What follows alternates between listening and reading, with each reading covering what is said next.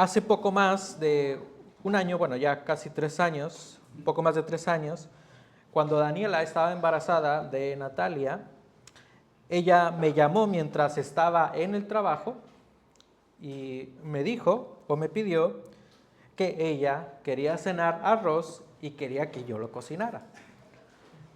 Y yo no sé hacer arroz, yo realmente no cocino.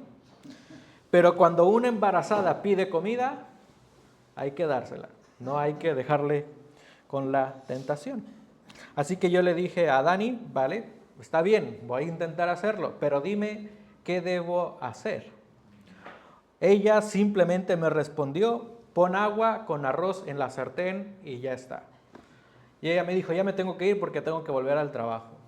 Ella me dijo eso y yo me quedé, ¿qué voy a hacer? Mirando vídeos en internet y demás. Y pues me puse a hacer el arroz. Para cualquier persona puede ser fácil cocinar o hacer el arroz. Pero para mí, que yo no entiendo absolutamente nada de cocina, fue muy frustrante. Y la verdad es que hice un arroz que seguramente ni un animal hambriento se lo comería. ¿Y por qué? No puedes hacer correctamente algo que no entiendes. Todos en alguna ocasión no hemos podido hacer algo correctamente porque no lo has entendido, ya sea fácil o complejo. Como por ejemplo, cambiar las bujías de tu coche. Quizás para algunos eso puede ser muy difícil, mientras que para otros puede ser muy fácil. Otro ejemplo, simplemente el hecho de encender una plancha. Quizás para algunos es sumamente fácil, pero para otros no saben ni siquiera cómo encenderla. O para otros es muy difícil hacer una presentación de PowerPoint en el ordenador. O enviar una foto de un solo uso por WhatsApp. No puedes hacer algo correctamente si tú no lo entiendes. ¿Qué tiene que ver todo esto con el pasaje de hoy? Pues en verdad tiene mucho que ver. En estos versículos Jesús está declarando lo que deben hacer sus discípulos. Jesús dice que sus discípulos deben tomar su cruz, negarse a sí mismos y seguirle. Pero para que una persona pueda hacer lo que Jesús pide, primeramente debe entender su obra. El que no entiende la obra sufriente de Jesús no puede ser su discípulo. En estos pasajes vemos que ignorar la obra sufriente de Jesús daña nuestra perspectiva de lo que es el Evangelio. Ignorar la obra sufriente de Jesús daña nuestra perspectiva de lo que es el Evangelio. Para muchos, el Evangelio es la esperanza a sus problemas económicos o de salud. Y sí, el Evangelio restaura vidas. Pero el Evangelio no garantiza ni promete una vida de riqueza ni de completa sanidad. Muchos siguen a Jesús esperando algo de Él e ignoran completamente su obra sacrificial. Esto pasó en los tiempos de Jesús y sigue pasando en nuestro tiempo. Personas viven engañadas pensando que son verdaderos cristianos, pero ignoran lo que implica el Evangelio. Y según este pasaje, es negarse a sí mismo. En este pasaje Jesús enseña sobre quiénes son en verdad sus discípulos. Por eso he titulado este sermón como el verdadero discípulo de Jesús. Así que con la guía del Espíritu Santo, analicemos qué nos enseña este pasaje sobre un verdadero discípulo. Leamos versículos 31 al 33. Y comenzó a enseñarles que el Hijo del Hombre debía padecer muchas cosas y ser rechazado por los ancianos, los principales sacerdotes y los escribas, y ser muerto y después de 3 días resucitar. Y les decía estas palabras claramente. Y Pedro le llevó aparte y comenzó a reprenderle. Mas él, volviéndose y mirando a sus discípulos, reprendió a Pedro y le dijo: Quítate de delante de mí, Satanás, porque no tienes en mente las cosas de Dios, sino las de los hombres. En el Evangelio, según Marcos, este pasaje es la primera vez que Jesús declara abiertamente que Él iba a padecer, iba a morir y posteriormente resucitar. Si recordamos, en el verano, cuando estuvimos estudiando el libro de Marcos, pudimos ver que Jesús enseñaba a sus discípulos a través de preguntas, de ilustraciones, a través de parábolas, entre muchas otras cosas. Pero en esta ocasión y de ahora en adelante, Jesús muchas veces comenzará a enseñar clara y explícitamente sobre su obra sacrificial en la cruz. Jesús no quería que hubiera alguna duda de lo que Él vino a hacer o de lo que Él vendría a hacer en la tierra. Él es claro y es directo. Le dice a sus discípulos que Él va a padecer, morir y resucitar. Pero pensando un poco en la estructura de este pasaje, esta declaración de padecer, morir y resucitar pareciera ser una contradicción. Anteriormente, en los versículos del 29 en adelante, podemos ver que Jesús le pregunta a sus discípulos: ¿quién dice la gente que soy yo? Y Pedro dice: tú eres el Cristo. Y Jesús comienza a enseñar a sus discípulos con una palabra muy interesante. Él se reconoce a sí mismo como el Hijo del Hombre. Esto pareciera ser una contradicción y parece ser que los discípulos así lo entendieron. Si Pedro había dicho que él era el Cristo, ¿qué esperarían que lo siguiente que iba a decir Jesús? Ponte en los zapatos de los discípulos. Si Jesús está reconociendo que es el Mesías prometido, ¿qué sería lo siguiente que esperarías que dijera? Esperarías que dijera: voy a reinar, voy a derrocar el imperio romano. Pero eso no fue lo que dijo. Él dijo que él padecería. Y él usa el término hijo de hombre. Y esta expresión se usa en Daniel capítulo 7. En Daniel capítulo 7, versículos 13 al 14, el Hijo del Hombre es aquel que sale victorioso, es aquel que tiene el dominio, toda la gloria, quien tiene el reino, y al que todos los pueblos, naciones y lenguas le sirven. Así que Jesús está diciendo: yo soy el Rey eterno. Así que, ¿cómo es posible que Jesús declara que es el Rey? Él saldría victorioso, pero que Él padecería ante los líderes religiosos.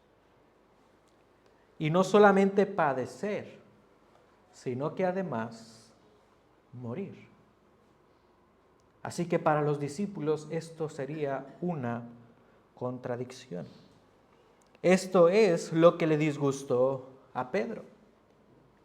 En los tiempos de Jesús, los israelitas esperaban ansiosamente al Mesías prometido, pero ellos lo esperaban para ser liberados del imperio romano. Así que mayormente la esperanza del Mesías tenía una connotación política y militar.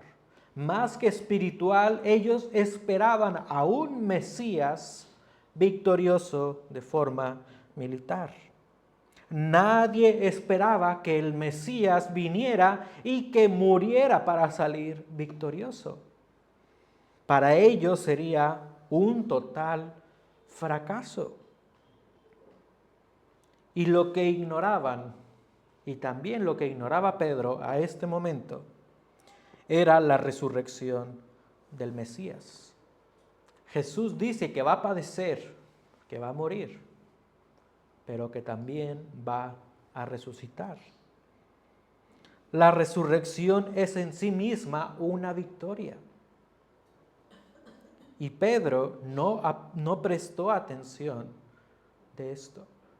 Él se enfocó en los padecimientos y en la muerte. Él no pensó en la victoria por la resurrección. Pedro no conciliaba en su mente que el Mesías tenía que morir para salir victorioso. Pedro pensaba que el Mesías tenía que triunfar sobre sus enemigos, no morir. Al contrario, él tenía que derrocar a los enemigos.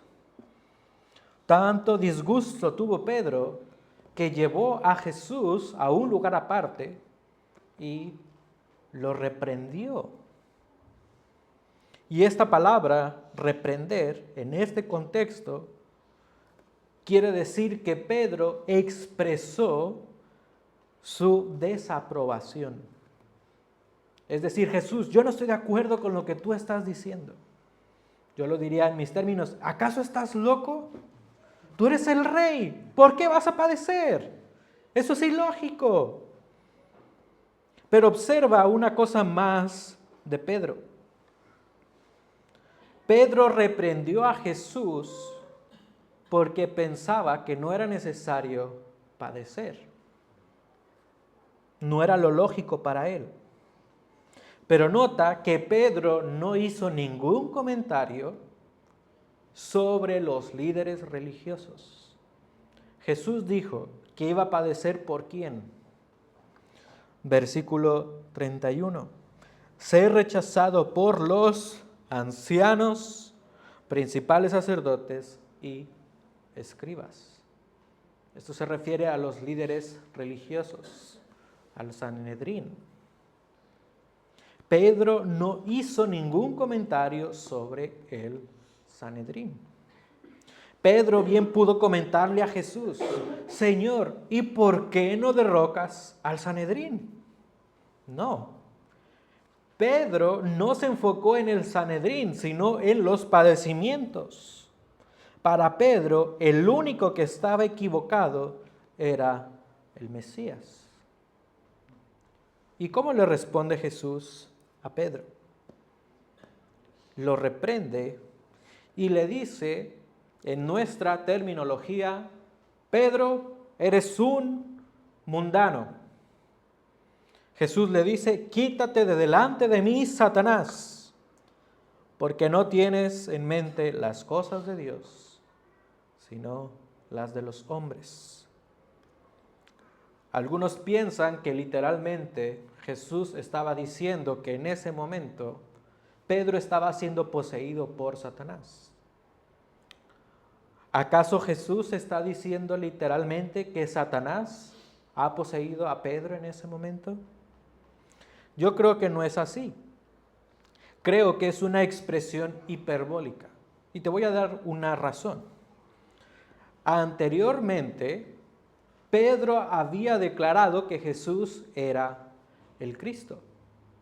Pero según Mateo 16, 17, Jesús le dice a Pedro que la declaración que él ha hecho no se lo reveló nadie más que el Padre. Es lo que Jesús le dice a Jesús le dice a Pedro. Si la declaración hace un momento de Pedro ha sido revelada por el Padre, ¿acaso momentáneamente o instantáneamente sería poseído por un demonio o por Satanás? ¿De un momento a otro fue poseído? Pues no lo creo. Ahí la razón del por qué creo que esta declaración es una hipérbole.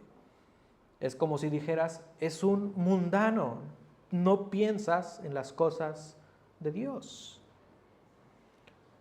Pero aquí es importante resaltar que tan solo un momento después de una afirmación espiritual de Pedro sobre Jesús, hace otra declaración totalmente carnal. En ese momento, Pedro, arrebatado por sus cultura, por sus pensamientos culturales sobre el Mesías, actúa según la carne e imprudentemente reprende a Jesús. Y para Jesús era muy importante que sus discípulos entendieran su obra sacrificial.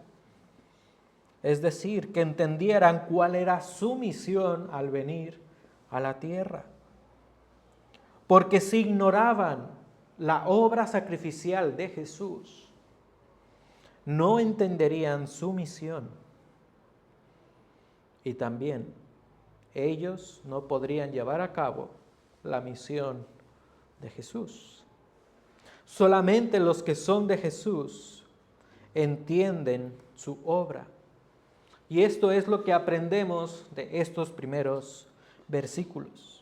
Un discípulo de Jesús es aquel que entiende el Evangelio. Jesús quiere que sus discípulos entiendan el Evangelio y sus implicaciones. Y en este pasaje significa el padecimiento de Jesús, morir en rescate por muchos, según las palabras de Marcos 10:45. El verdadero discípulo de Jesús entiende el Evangelio y sus implicaciones. Pedro esperaba al Mesías según su perspectiva. Tenía una idea distorsionada de la misión del Mesías. Y nosotros también podemos tener una perspectiva distorsionada sobre el Evangelio. Si crees que el Evangelio es la fuente de riqueza material, si crees que el Evangelio es el reconocimiento ante la sociedad, si crees que el Evangelio te da la salud sin nunca más volverte a enfermar, vives engañado. El Evangelio sí es fuente de bendiciones, bendiciones espirituales. Pero no olvides que alguien pagó el precio, porque alguien tenía que pagar el precio. Jesús entregó su vida perfecta para que los suyos puedan vivir plenamente en Él. Entender el Evangelio y según este pasaje, la obra sacrificial de Jesús nos debe llevar a la gratitud, a la adoración al Señor. Desde la eternidad pasada, el Padre planeó la forma en que Él redimiría a los suyos. Y esa forma es a través del Hijo.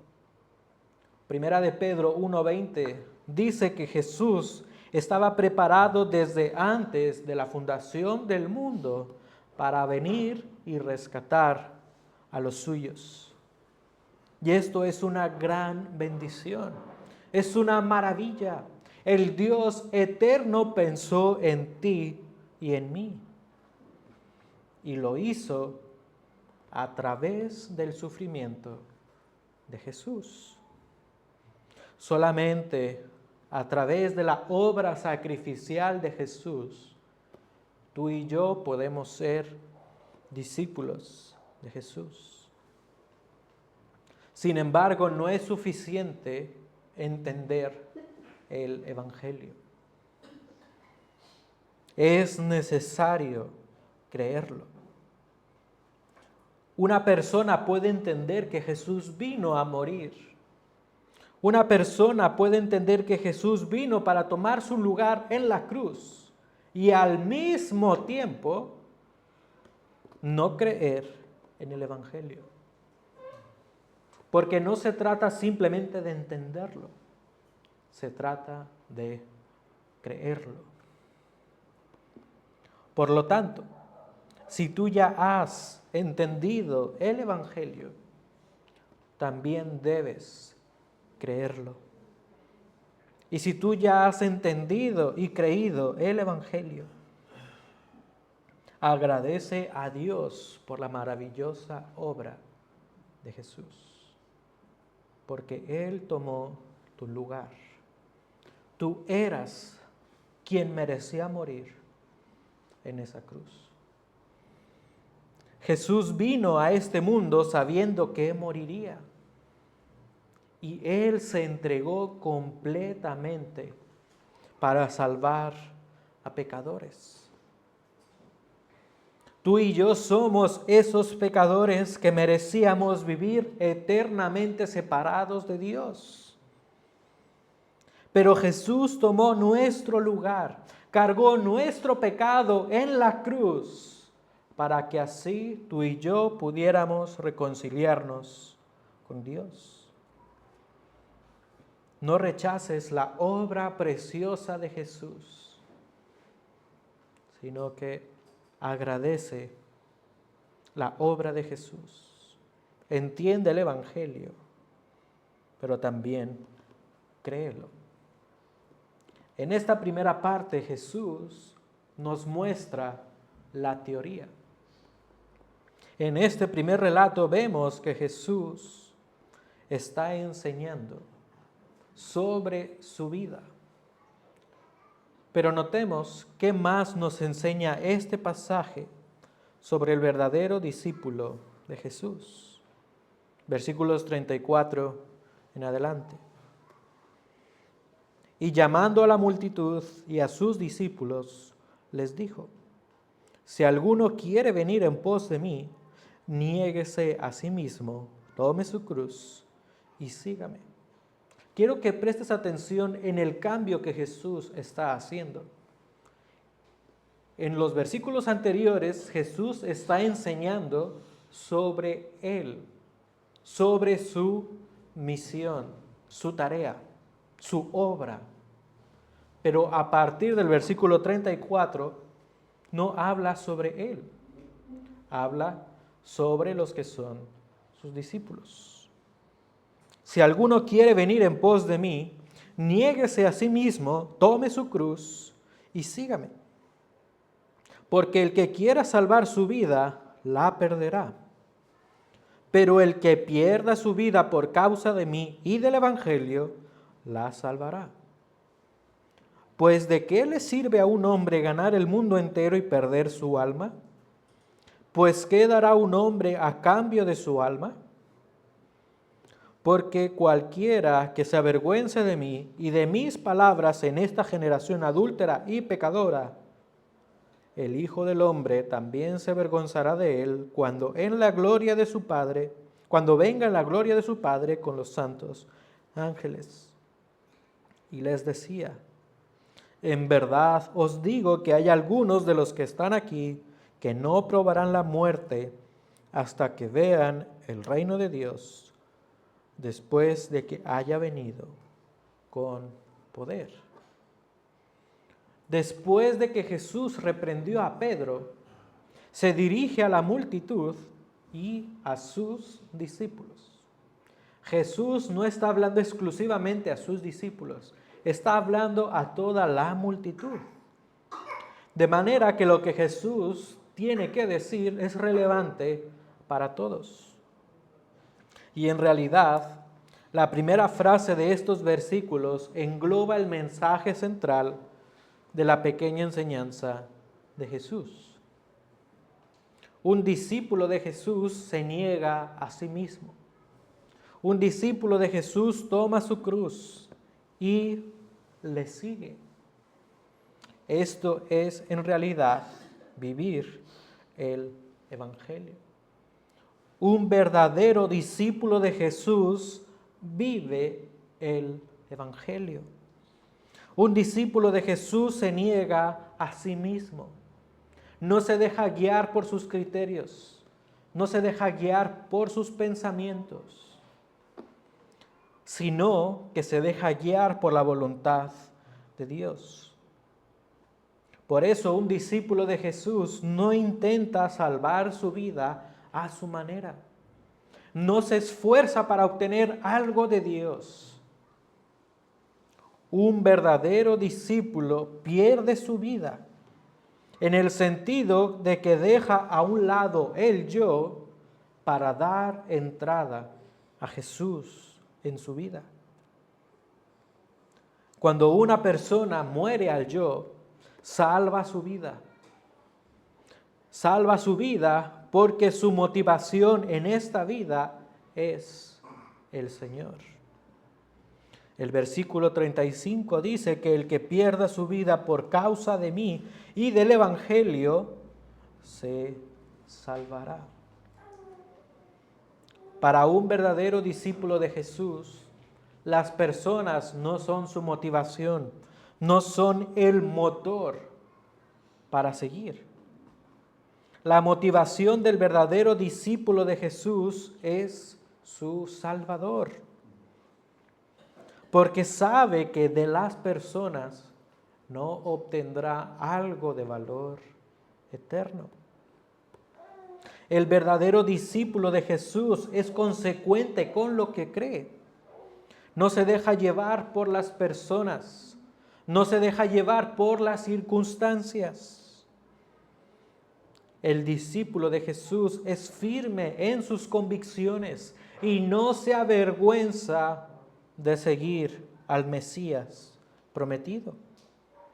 Por lo tanto, no se avergüenza de su Salvador. Un verdadero discípulo de Jesús es aquel que vive el Evangelio. Es aquel que se niega a sí mismo para cumplir la voluntad de Dios. Un discípulo de Jesús muere al yo para hacer la voluntad de Dios. Y esta verdad es una verdad fácil de decir, pero es una verdad difícil de hacer. ¿O quién de los que estáis aquí diría, cuando me veas, no quiero que me veas a mí? No, no me veas a mí, no veas a Belén, no veas a Fernando, sino quiero que veas a Cristo en mí. ¿Alguien puede decir eso? Si somos honestos, por nuestra naturaleza, queremos sobresalir. Por nuestra naturaleza no diríamos, quiero mostrar a Cristo en mi vida. Pero aquel que entiende, aquel que abraza el Evangelio y lo hace su forma de vida, ama a su Salvador y lo vive continuamente. Notemos que aquí hay dos maneras en la que una persona puede aprender a vivir el Evangelio. La primera manera es teórica. Jesús enseñó con sus palabras. Jesús enseña lo que es vivir el Evangelio. Pero Jesús enseñó también con acciones. Jesús enseñó con su ejemplo. En los versículos anteriores, Jesús dijo lo que Él haría.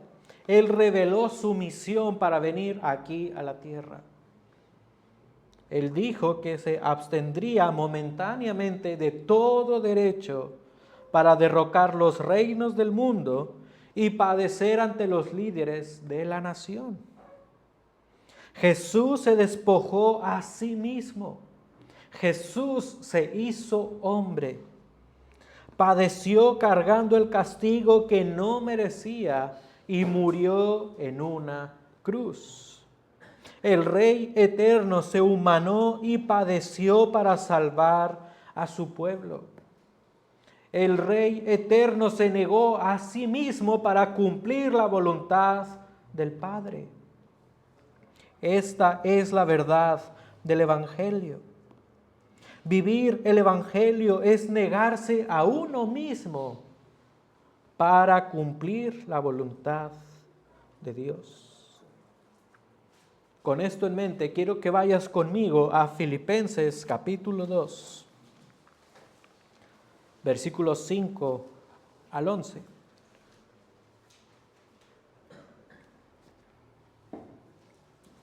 Filipenses capítulo 2, versículos 5 al 11.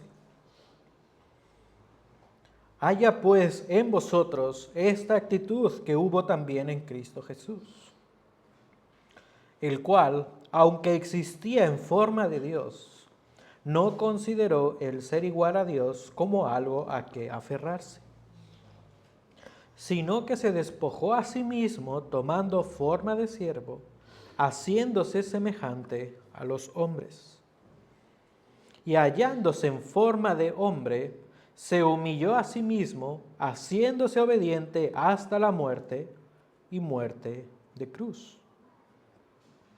Por lo cual Dios también le exaltó hasta lo sumo y le confirió el nombre que es sobre todo nombre, para que al nombre de Jesús se doble toda rodilla, de los que están en el cielo y en la tierra y debajo de la tierra, y toda lengua confiese que Jesucristo es Señor, para gloria de Dios Padre. Estas palabras son las mismas palabras que Jesús enseña. Jesús se negó a sí mismo, Él padeció y murió en rescate por los suyos. Jesús hizo la perfecta voluntad del Padre. Y Jesús, y al mismo tiempo Pablo, dice que un verdadero discípulo de Jesús debe hacer exactamente lo mismo. Pablo dice, esta misma actitud debe de estar en ti. Los que son de Jesús deben hacer lo mismo. Un verdadero discípulo de Jesús se niega a sí mismo y hace la voluntad de Dios. Y volviendo al pasaje de Marcos, lo que Jesús está enseñando es a su vez una petición. Está enseñando, pero a su vez es una orden. ¿Tú quieres ser mi discípulo?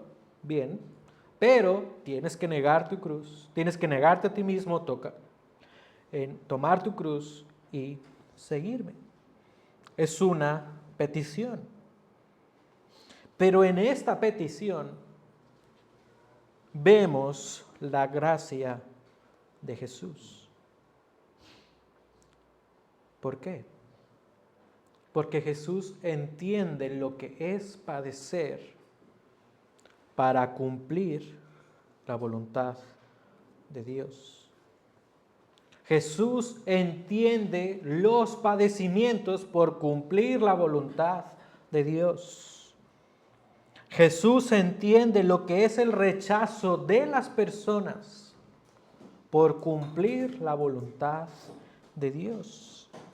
Jesús te entiende perfectamente. Jesús dice, tienes que negarte a ti mismo. Pero Jesús a su vez está diciendo, yo te entiendo perfectamente. Él amorosamente dice, aquí estoy. Yo también pasé por lo mismo. Yo siendo el Rey, me negué a mí mismo y vine a este mundo. Y me hice hombre por amor a ti y para cumplir la voluntad de Dios. Así que no importan las circunstancias, no importan las personas. Un verdadero discípulo de Jesús vive el Evangelio continuamente. Y a este punto tú puedes decir, ¿pero qué es vivir el Evangelio? por el trasfondo religioso, digámoslo así, o el trasfondo de iglesia que yo tuve, siempre se predicaba que el Evangelio era solamente para salvación. Se hacía mucho énfasis en que el Evangelio es la oferta de salvación de una persona. Y es verdad. Pero con el paso del tiempo, cuando estudié en la Universidad Cristiana, yo empecé a escuchar que el Evangelio también es para los creyentes. Y por mi trasfondo yo dije, pero ¿cómo es posible? Yo ya soy salvo, o sea, no necesito el Evangelio. Yo pensaba de esa manera.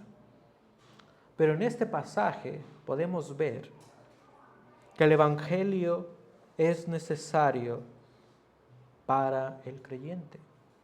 En este pasaje vemos que el Evangelio implica negarse a uno mismo para cumplir la voluntad de Dios. Eso es vivir el Evangelio.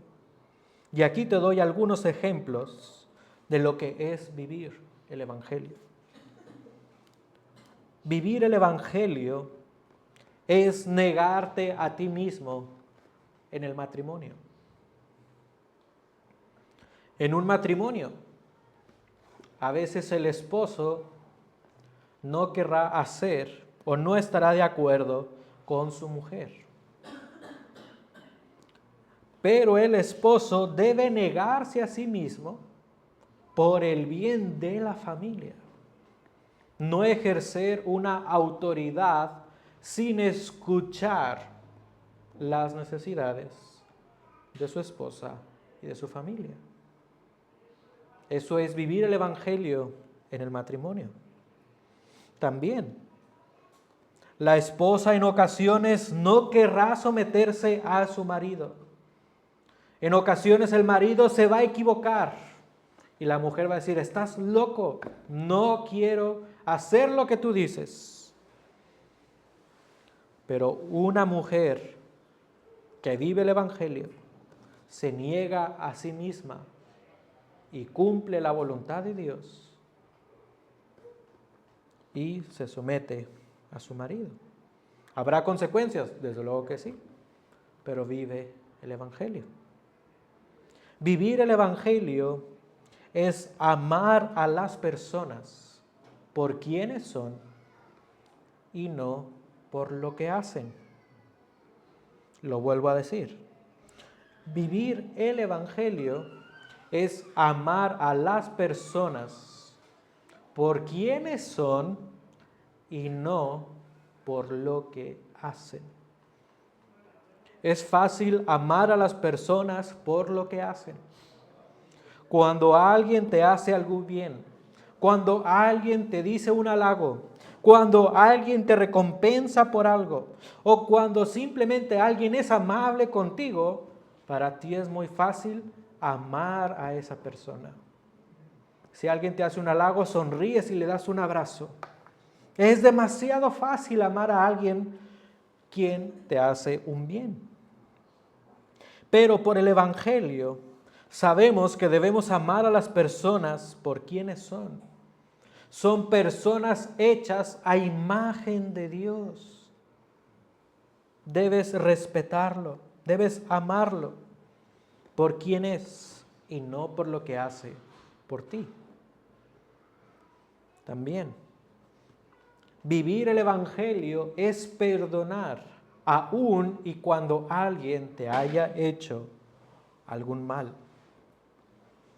Cuando una persona te ofende, cuando una persona habla mal de ti a tus espaldas, o cuando una persona te traiciona, fácilmente se crea un sentimiento de rencor, de dolor en tu corazón.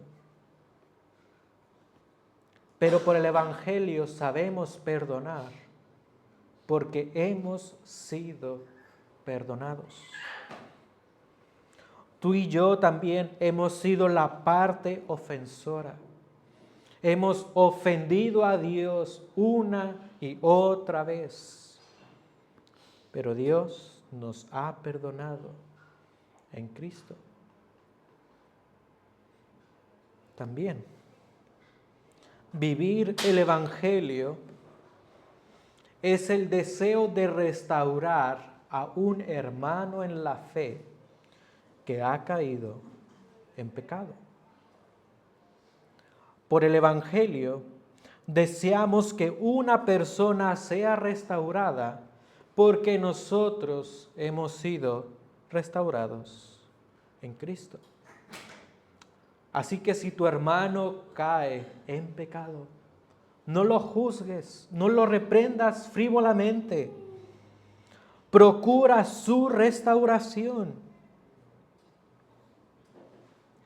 Busca su restauración con misericordia. Eso es vivir el Evangelio.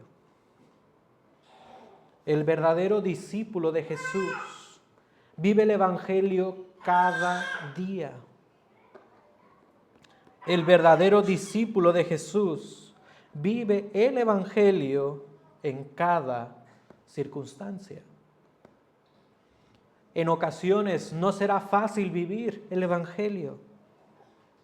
Allá afuera en el mundo te van a menospreciar, puesto que el Evangelio no es el estándar de la sociedad. Pero cuando entiendes y crees el Evangelio, Jesús será tu motivación para vivirlo. Y no te importará lo que la gente diga o haga. Seguir a Jesús implica renunciar a tus deseos, implica renunciar a quién eres para hacer la voluntad de Dios. Y cuando entiendes esta verdad, reconoces que Jesús no vino a este mundo para satisfacer tus deseos. Cuando en verdad entiendes el Evangelio, reconoces que Jesús no vino para satisfacer tus deseos. Por eso es tan importante que no ignores la obra sufriente de Jesús, porque si lo haces, tendrás una perspectiva distorsionada de lo que es el Evangelio. En este pasaje hemos visto que Jesús tomó tiempo para enseñar qué es ser su discípulo. Jesús deseaba que las personas entendieran su misión. Jesús quería que las personas entendieran su obra sacrificial en la cruz. Jesús sigue enseñando a través de su palabra. Jesús sigue enseñando lo que es el Evangelio y lo que implica creerlo. Creer el Evangelio implica vivirlo cada día de tu vida. Y aquí está el gran punto de este sermón, la idea central. Porque Jesús te enseña qué es el Evangelio y enseña qué es negarse a uno mismo. Tú debes aceptarlo como tu estilo de vida. Debes negarte cada día. Vive el Evangelio. Solamente una persona que entiende y que cree el Evangelio puede vivirlo y lo hace su estilo de vida. Una vida que se niega a sí misma continuamente. En este pasaje vemos que Pedro tenía una idea un poco distorsionada de lo que era o cuál era la misión del Mesías. Jesús enseña para que entiendas cuál es su misión, para que entiendas qué es el Evangelio. Pero no solamente para que llenes tu mente de conocimiento, Jesús enseña para que vivas el Evangelio. Porque Jesús te enseña qué es el Evangelio. Tú debes aceptarlo como tu estilo de vida.